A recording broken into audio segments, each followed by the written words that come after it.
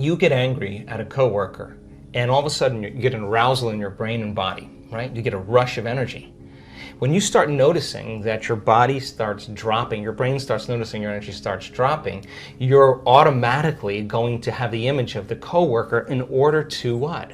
Give your body the next jolt, right? So all of a sudden people become addicted to their own thoughts, right? So these people realize that, oh my God, I've been mismanaging my attention and energy, and I gotta get beyond my past. I got to get beyond these emotions. I got to make some big changes. I got to break the habit of being myself. You know, I got to stop being this person. Now, that sounds really good theoretically and philosophically, but change is such a hard thing, really hard. Right?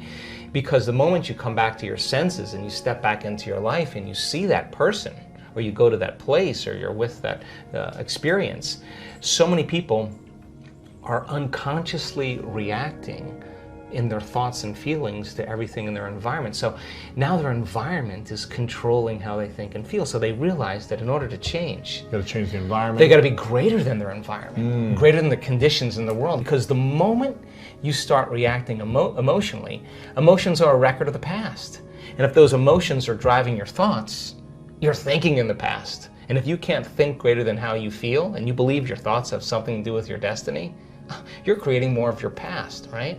So it turns out that the repetition of thinking and feeling and feeling and thinking, these loops that people get caught in, condition their body to subconsciously become the mind of that emotion.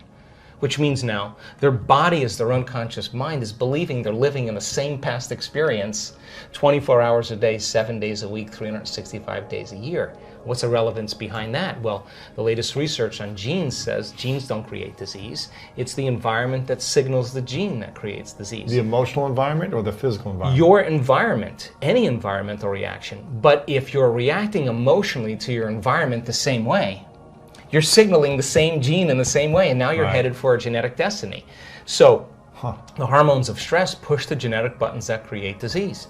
If you can turn on the stress response just by thought alone, your thoughts could make you sick.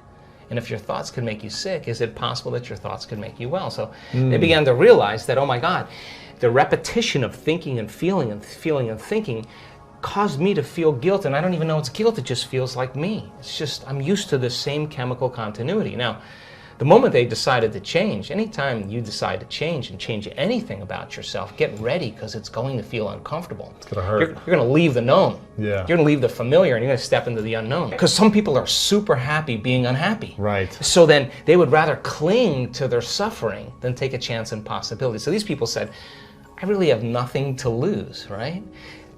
So then they said, I'm willing to be uncomfortable and be in the unknown. And it turns out that's the perfect place to create from. So when the body is conditioned to become the mind, then to change is to be greater than the body, right? Because how do we become greater than the body? Well, that's a whole nother conversation. But let me finish this, okay? So the third thing they said was, okay, so now that I know that I got to break the habit of being myself, and I can't mismanage my thoughts and feelings, I got to change how I act, I got to watch how I speak, I got to become conscious of how unconscious I am, because 95% of who we are by the time we're 35 years old is a set of memorized behaviors, like a computer program, emotional reactions, unconscious beliefs and perceptions. So the first step to change is to become conscious of how you think, to notice how you act, to pay attention to how you feel. And the act of observing those states of mind and body separates you from that program. Now you're the consciousness observing that program. It turns out the more conscious you become of how unconscious you are, lighting a match in a dark place, that first step creates enormous amounts of chaos in the brain and body. And it's disturbing, so people just go back to the same addiction, the same emotion, the same problem. This feels better. No, that feels familiar. So they said, okay, now I got to change. I got to reinvent myself. Now this is really important, because they started sitting down and thinking, okay, who in history do I admire? Who are great people, role models that I could follow? What are the qualities and characteristics that they have? How am I going to change? These are what we call frontal lobe questions. The creative center of the brain switches on, and the emotional center settles down. So then they started thinking, how would I have to be in a new life if I was really going to heal? What would I have to change about myself? Now, there's this interesting phenomenon that if you close your eyes and you begin to think about doing something. You're an athlete, you understand this.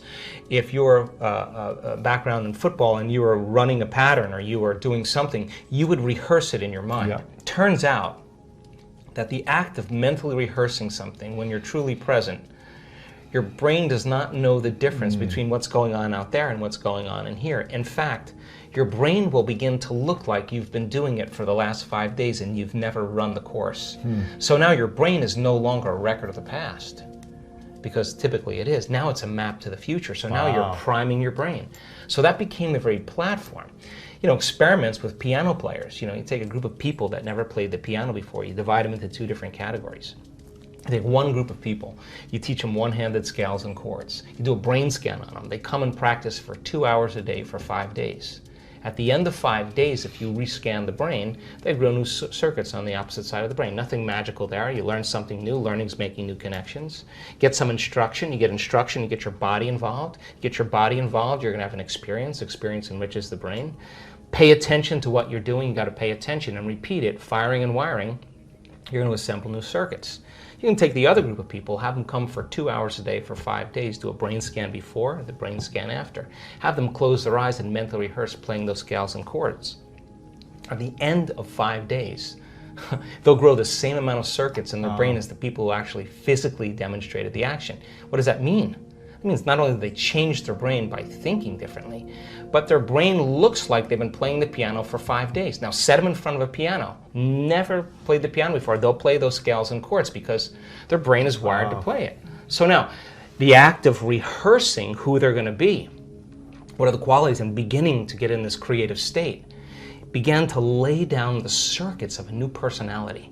And a new personality is connected to a new personal reality. So the next question is, does that change the body? Take a group of men, have them do one-handed curls in their mind, and bring an emotional component like stronger, harder, more intense. 1 hour a day for 2 weeks. At the end of 2 weeks, 13.5 increase in muscle strength. Wow. Never lifted a weight. Now their body is changing by thought alone. So these people began to reprogram their brain and body. And all of a sudden, they began to act differently. Why? Because they installed the circuits. They began to think differently, of course. They began to feel differently. They were no longer feeling pain. They're actually liking themselves, right? So then if they're living by a different emotion, and they're feeling an elevated emotion before they're healing, before they were healed, they're not waiting for their healing to feel joy and gratitude.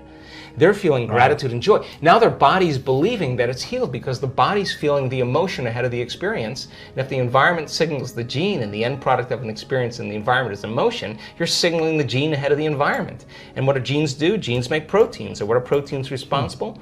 The structure and function of the body. Now you're literally becoming somebody else. And now you're turning down the genes for disease and you're turning up these other genes. So I started to realize that this reinvention process is exactly what we've always done. It's just that we get complacent in certain areas of our life and we stop. Now the last thing they had in common, the fourth thing, is that when they were doing that rehearsal process, that they had long moments where they lost track of time and space. In other words, they were so involved in their inner world of imaging that when they turned the light on in the room or they lift their blindfold up or whatever they were doing, they thought it was 20 minutes later, and it was an hour and 20 minutes later. And when you're truly focused and you're truly paying attention and you're in the present moment, all of a sudden, you will leave this three-dimensional reality. And when you leave this three-dimensional reality, there's only one other place you go, and that is the realm of thought, and that's called the quantum field. And that quantum field is where all possibilities exist, right? So they were connecting to a field of information that had everything to do with the first principle, which is that invisible intelligence that's both within us and all around us, personal and universal. It is the unifying field that governs everything material in this world. And if you're going to change something material, that means you got to get beyond your body to heal your body. Right. Because if you're your body trying to heal your body, there's one thing that we can guarantee: it's going to take time. It's going to just take a long time because you're playing by the rules of Newtonian physics. You play by the rules of quantum physics. Energy dictates matter. So when you're truly in the field and you're making changes there, then the downward cascade neurologically, biologically, chemically, hormonally, genetically is the side effect of what's happening in the field. Accelerates. It accelerates it, exactly. So you do it in less time because you're more connected to a realm that doesn't play by time. It just requires getting still, closing your eyes, putting your attention on your heart, changing your breath so that you move into the present moment. And when you slow your breathing down, you slow your brainwaves down. When you slow your brainwaves down, now you're accessing your autonomic nervous system. So then you train a person how to open their heart and feel an elevated emotion. And it takes a little practice. And just like a flower that takes time to bloom, it takes a little bit of time. But if you work in trading the resentment, the frustration, or the impatience for gratitude, appreciation, and thankfulness, and you keep at it, there'll come a moment where that system switches on, and now you're feeling grateful for no reason at all. Right. That's not a bad thing. You'll accept, believe, and surrender to the thoughts equal to the emotional state of gratitude. If you're living in resentment, you're living in fear, you're living in impatience, you could say, I'm healthy, I'm healthy, I'm healthy, I'm wealthy, I'm wealthy, and with all you want, and that thought's going to stop right at the brainstem and never make its way to the body, because the body is not feeling, or because why? Because you're feeling resentment, and that thought is not consistent with the emotion of resentment. Resentment has a different set of thoughts, right? In other words, once you start opening your heart, it begins to move into coherence. It begins to produce a measurable magnetic field up to 3 meters wide. Now that's frequency, that's energy. And all that energy, that frequency, carries information, carries an intent.